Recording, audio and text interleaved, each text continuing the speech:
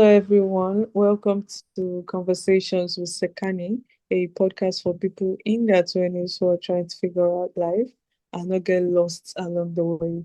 Today's guest has a story that completely challenges how we think about relationships, growth, and second chances.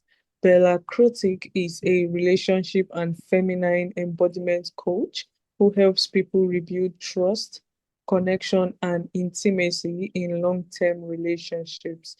After going through two marriages and two divorces, Bella did something most people wouldn't expect. She reconciled with her second ex-husband years later and built the kind of relationship they originally wanted.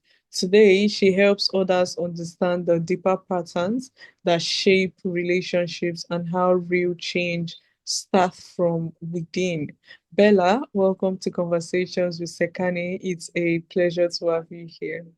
Thank you so much for having me, and thank you for the lovely introduction. All right. So, yes, heads up, Bella. We're going to be diving into your 20s a little bit. Yeah, let's do it. I'm All ready. right. So, take us back to your 20s. What was your understanding of love, relationships, and yourself at that time? Mm. So back in my 20s, I was really stuck in my good girl role, my people-pleasing role. And I believed that a good relationship was one where the man was happy. I believed that a good man was somebody who ticked all the boxes on paper, and those boxes were really outlined by my family and my upbringing. And I don't believe that I consciously chose what those boxes should be. I think I had a very vague understanding of what a good relationship looks like. And I went by what was modeled to me as I was growing up. And and so I thought that my job, my job to be a good partner, a good girlfriend to begin with when I was in my 20s, and then eventually a good wife after I got married at 25 for the first time. I believed my job was to keep my husband happy, to be chill, so just do whatever they want. And I did not know that boundaries were something that existed within a relationship.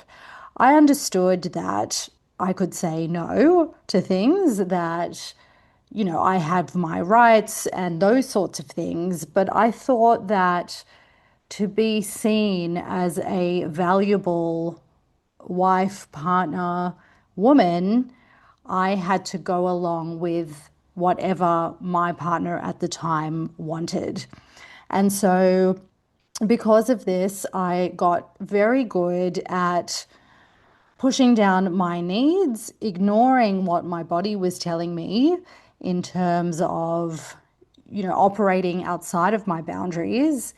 And I was just so good at ignoring that, pushing it down, and continuing to do what I thought was the right thing to do, which was to be easygoing, easy to get along with, and yeah, just be the girl that valued her appearance and made her partner look good and feel good.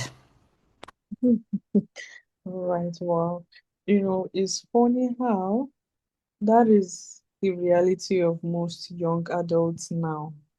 They struggle Mm, with people pleasing, and as women, we feel like in a relationship, the man should be happy. We are always yeah. looking at the man's happiness and everything.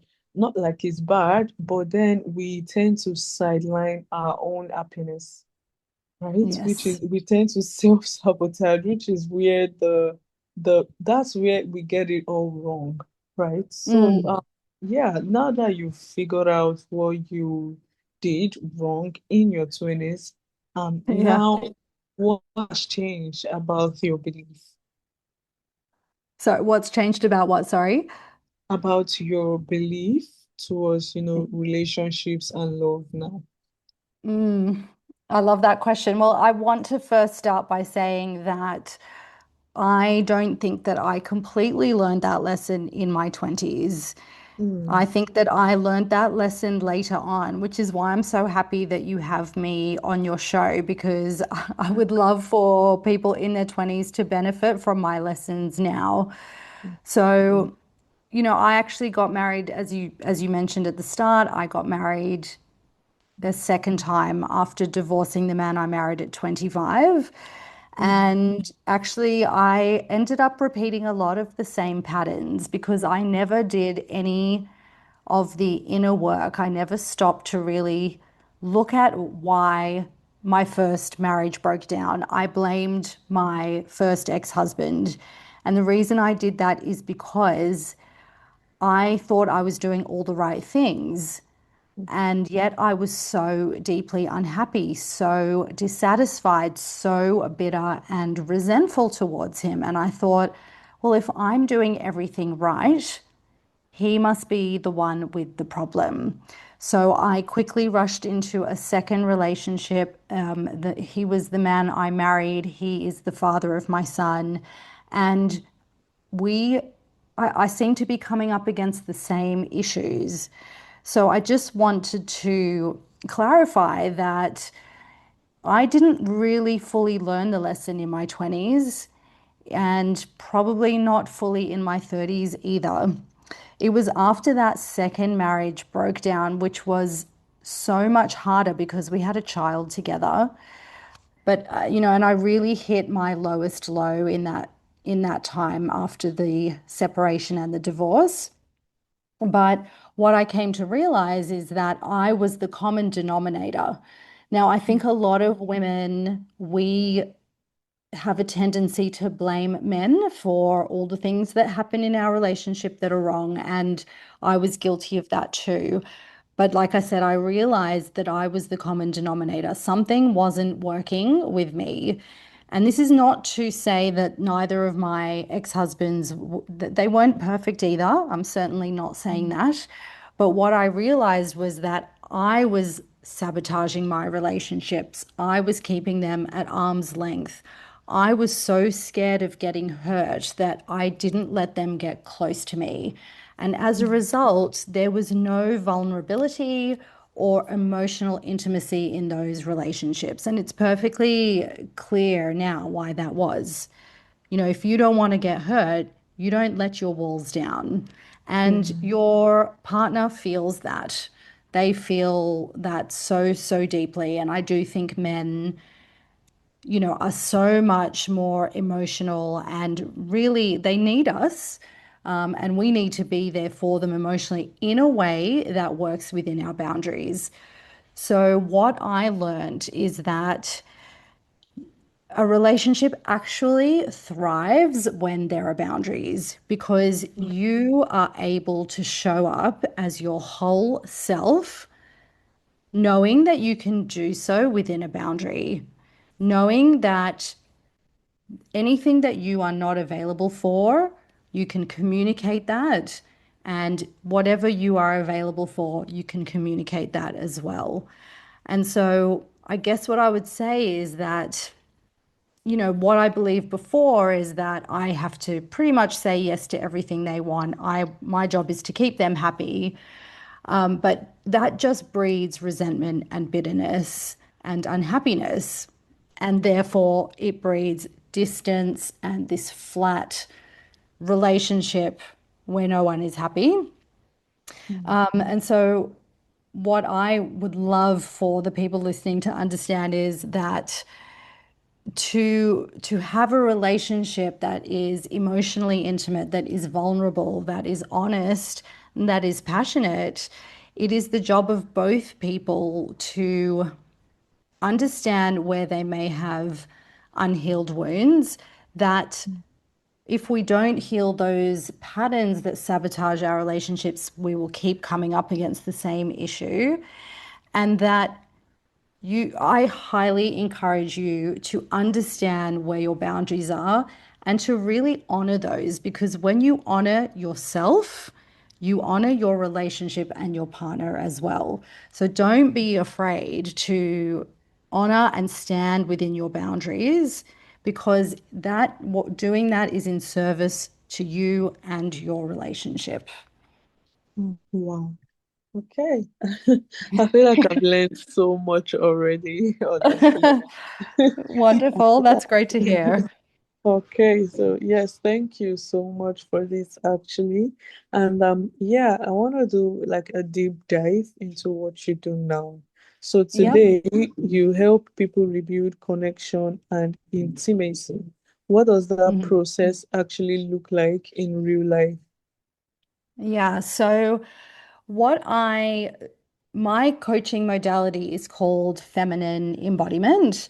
And the work that I do is for both men and women. I, of course, change the style of the embodiment work when I work with men, but this type of coaching operates at the nervous system level.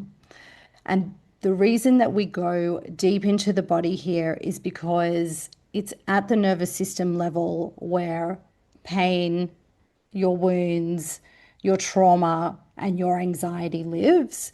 And it's from that place that we operate when we're triggered or when something feels unsafe or we the body senses that something is not right. So if you think about those times when you're with a partner and things feel heightened, there are various types of responses you might have. And I'm sure many of your listeners have heard of the four different nervous system responses that there are, which are fight, flight, fawn, and freeze. What ends up happening is when we're in one of those nervous system responses, we cannot access our emotions. We Mm, cannot access the truth of what we really want in that moment. And so this work actually helps to go deep into those layers and to melt what I call frozen tension. So if you have these feelings of anxiety and bitterness and disappointment, and you're holding that in your body, if you have never deep dived into your body, really done that inner reflection and met those places in your body, acknowledged them and sat with them, then they will keep stopping you from being in flow, living in alignment, and living according to your truth. But they will mm, also keep showing up in these emotionally intense moments in your relationship. So, this is the work I do with people.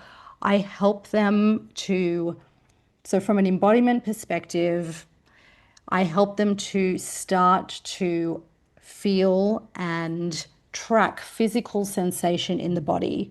When we focus on physical sensation in the body, that allows us to crowd thoughts out of the mind and come and meet those places in the body where that frozen tension lives. We need to come into contact with that so that we can learn to build capacity to hold emotional intensity. mm. Feel free to stop me at any time if any of this isn't making sense because it is quite an abstract concept. But Mm, basically, this work is really about understanding where we're holding on to pain, where we're holding on to mm, bitterness, resentment, disappointment, coming to meet those and melting them and then once we've done that, we can actually learn to hold greater emotional capacity so that when things come up that are tricky, we can hold that without feeling triggered, without wanting to run away, without wanting to explain. So if you think about you've had a fight with your boyfriend because he said something that upset you, mm, in that moment, you are able to hold the discomfort of what has happened, hold a boundary, and explain from a loving, grounded place why you're feeling hurt.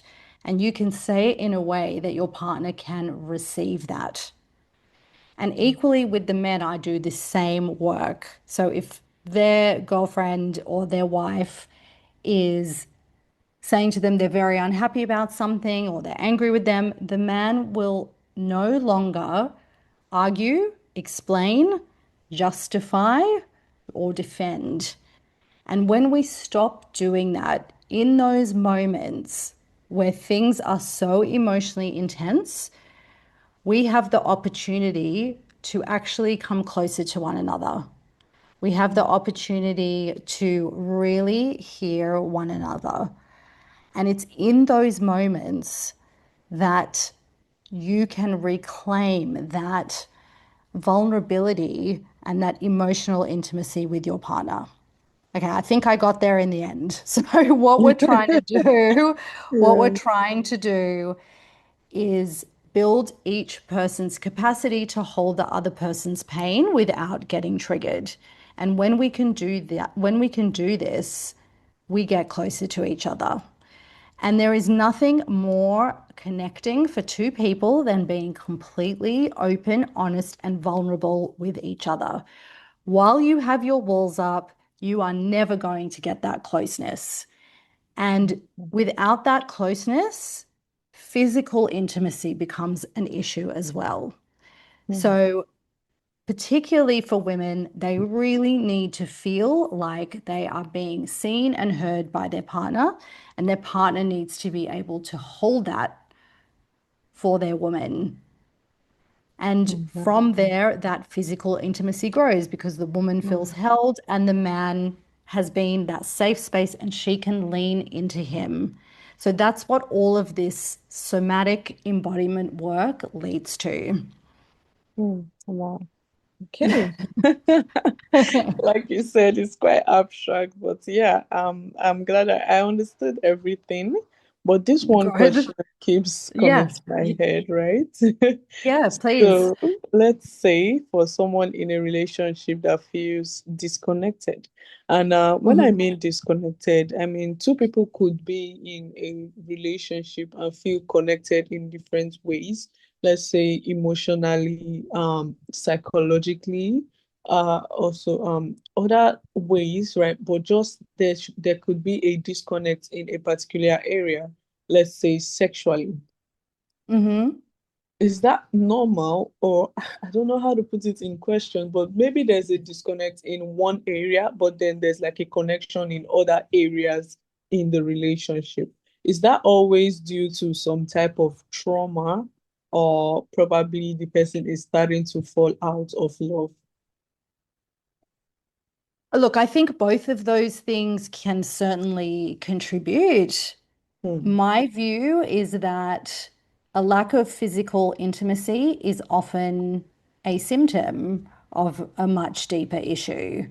But it Hmm. doesn't necessarily have to be trauma, and it doesn't necessarily have to be that they're falling out of love. It could simply be that one person in that relationship does not feel seen or heard, understood. Maybe they don't feel valued. Maybe they feel, from a woman's perspective, they're carrying the majority of the mental load and they simply feel frustrated. It's very important for both partners to feel valued.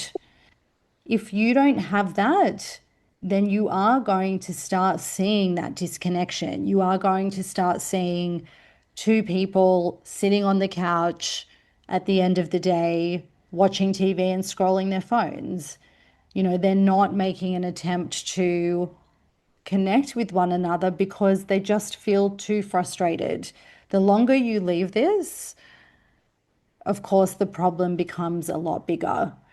So, with this work, it's very much about understanding, where do I not feel that I'm being seen and heard? How do I communicate this to my partner in a way that they're going to understand?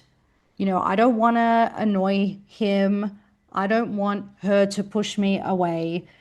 A lot of this work is about expressing from a deep embodied place as well. So I don't think it's always trauma. I don't think it's always falling out of love. I think there's normally another issue that can certainly be worked through as long as people are willing to look at themselves really, really honestly and to be able to, sorry, and to want to learn how to share that with their partner as well. Mm. Okay. All right. Okay, thank you so much for that one. Actually, I feel like you've answered the question just perfectly. So, Thank in you. other words, right, people in relationships should just find a way to, solve unresolved issues and just try to make the relationship better. It should not be one-sided. It should not be one person trying to make the other one better. It should be like a, a effort from both individuals who are trying to make it work. So yes, Yeah, absolutely. exactly. Absolutely. I mean, you can't have a relationship where one person is doing all the heavy lifting. You Mm, know, we talk about everyone having to, you both have to make an effort. And that effort is not just arranging a date night or buying someone flowers or buying someone a gift. You know, the real work that makes a difference to how the relationship either dies or flourishes is actually looking at yourself and how you're showing up. mm, Because if you're not aware, if you're not conscious of what is happening, and that relationship breaks down, you're the same thing is going to happen. So if you are really invested in your relationship, take some time to look at how you're showing up and maybe what you're bringing to the relationship, possibly without even realizing it. I know that when I was in my 20s, like I said before, I thought I was doing everything perfectly, but actually I was so distant and cold, and it was self-protection. mm, And I wish I had been able to, I wish someone had said to me, well, how about you? What are you doing? How are you showing up? Where are your unhealed wounds silently sabotaging your relationship right now? That's the work we need to do every day to really make our relationships thrive. right. Wow. So basically, it's very, very important to do the inner work, right? Is that in as much as we're trying to make the relationship work for both parties, it's important to sit, self-reflect, and know what could be the problem, right? Just sit with yourself and do the inner work.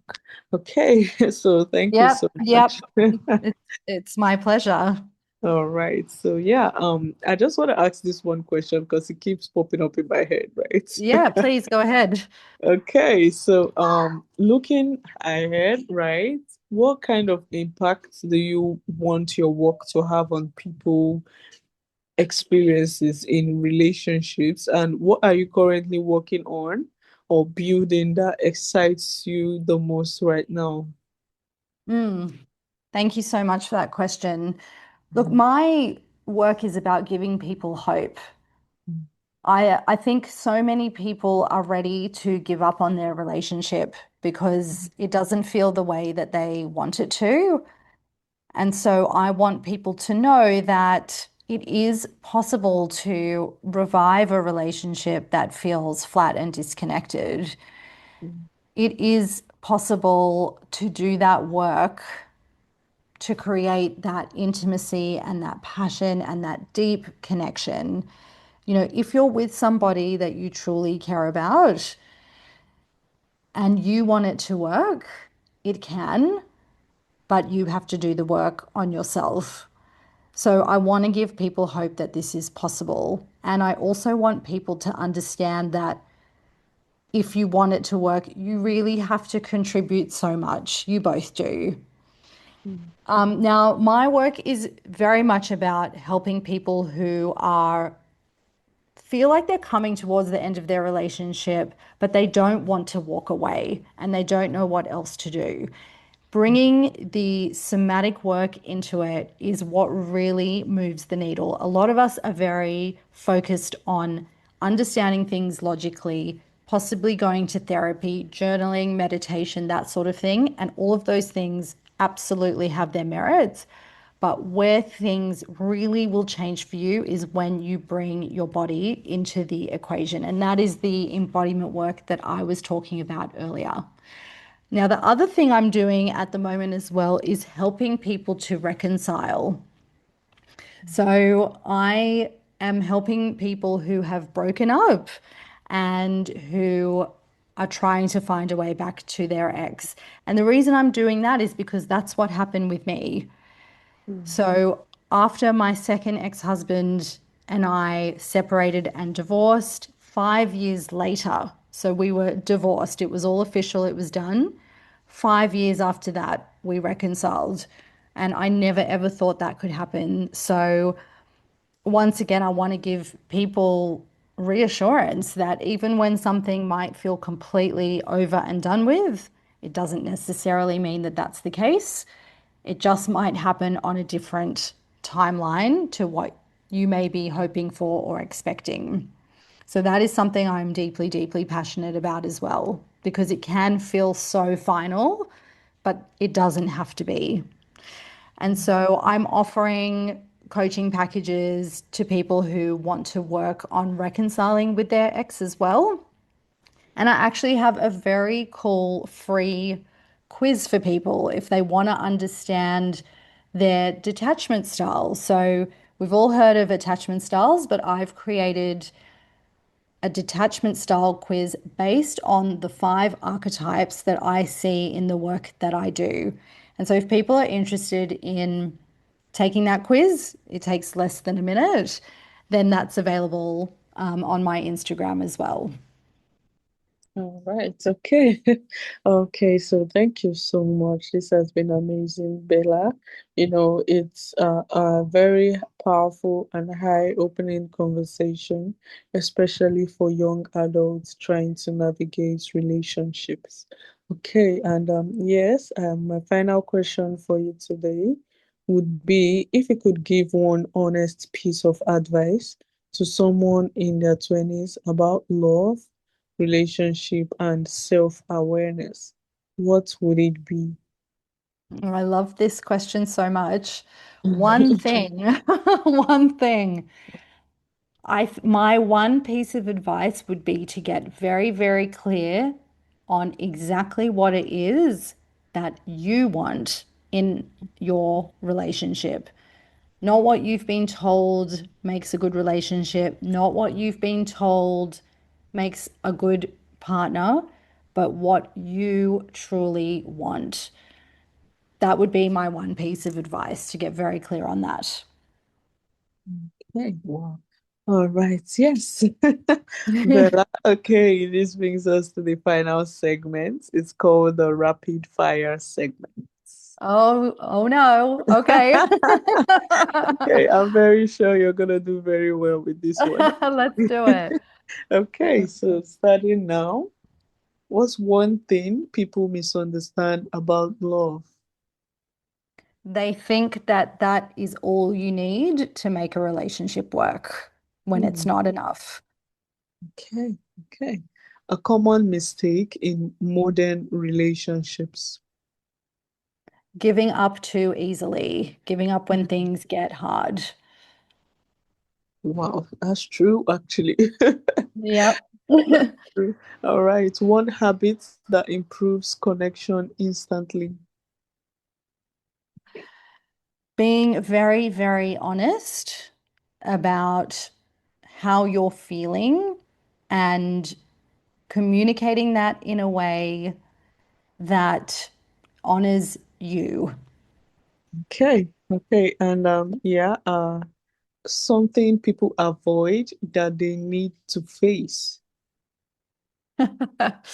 Oh, all the things we spoke about. So Mm, their wounds, their attachment and detachment styles, mm, and the patterns that show up that sabotage their relationships. okay, all right, and finally, one word that describes a healthy relationship. One word that describes what, sorry? A healthy relationship. One word that describes a healthy relationship. One that is radically honest. I went for two words. Oh, it's fine. It's fine. You did amazing, like I said. Well, Thank all you so right. much. Okay, Bella. So, where can listeners get to learn more about your work and what you do? So, the best place to go is my Instagram page. My Instagram handle is at Bella K Coaching. And I also have a website, which is bellakcoaching.com. Okay, bellakcoaching.com. I just followed actually. Oh, wonderful. All I'm so right, pleased. Bella. This has been Thank you. amazing, actually. And yeah, to my listeners, thanks for tuning into Conversations with Sekani. If this message sparked something in you, make sure to share to someone you think might need this and also subscribe so you don't miss out on new episodes. Wow, thank you, Bella. Thank you Yeah, so I'm glad much. we had this conversation. Yeah, I really do appreciate it. Thank you so much, Bella. It has been my absolute pleasure. It's been so great to connect with you. All right, Bella, thank you. And do have a wonderful day ahead of you today. You too. All right, bye.